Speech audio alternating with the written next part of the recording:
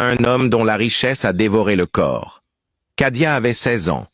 Elle était brillante, ambitieuse, rêvait de devenir avocate. Mais ses rêves n'avaient plus d'importance. La pauvreté avait décidé pour elle.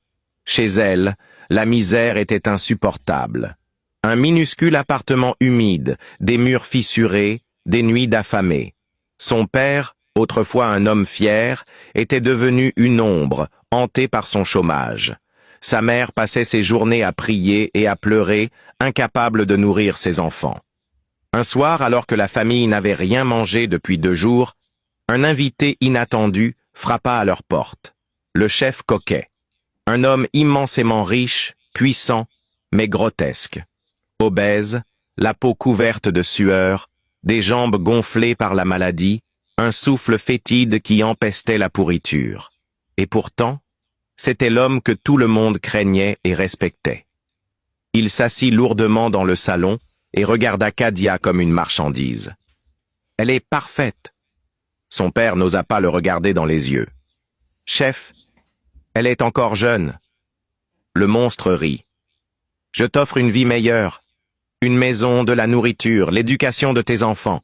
Tout ce que tu as à faire, c'est me donner cette fille. » La mère de Kadia se tourna vers elle, les yeux pleins d'espoir.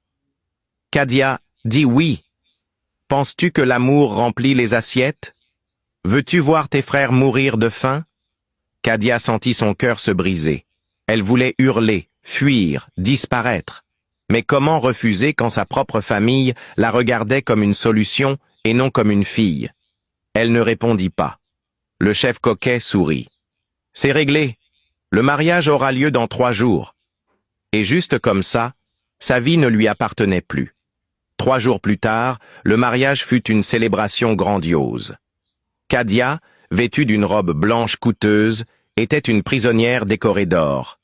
Des bijoux en or à son cou, à ses poignets, à ses oreilles, des cadeaux du monstre.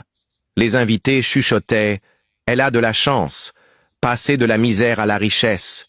Mais comment peut-elle supporter son odeur? La faim ne laisse pas le choix. » Pendant que ses parents dansaient de joie, Kadia se noyait dans la peur.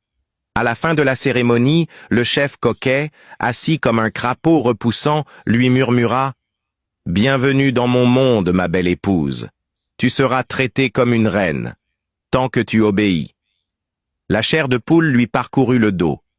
Ce fut le début du cauchemar. Le manoir du chef Coquet était un palais d'or et de luxe, et pourtant, tout semblait sombre. Les serviteurs marchaient comme des fantômes, silencieux et craintifs. Et très vite, Kadia comprit pourquoi. Son mari n'était pas juste un monstre, c'était une bête brutale. Il contrôlait tout, à qui elle parlait, ce qu'elle mangeait, quand elle pouvait quitter la maison. Il la punissait pour un regard de travers, un sourire trop faible. Le premier coup de poing, ce fut parce qu'elle n'avait pas assez souri à un dîner. Le deuxième, parce qu'elle avait refusé de lui frotter ses jambes enflées. Chaque jour, elle priait pour que ce cauchemar s'arrête. Mais elle n'avait encore rien vu. Puis, elle fit une découverte glaçante. Chaque femme qu'Abouka avait épousée avait disparu. Mais pire encore, après chaque mariage, un membre de la famille de l'épouse était sacrifié. La suite de l'histoire va vous choquer, like et mets en commentaire 2e partie.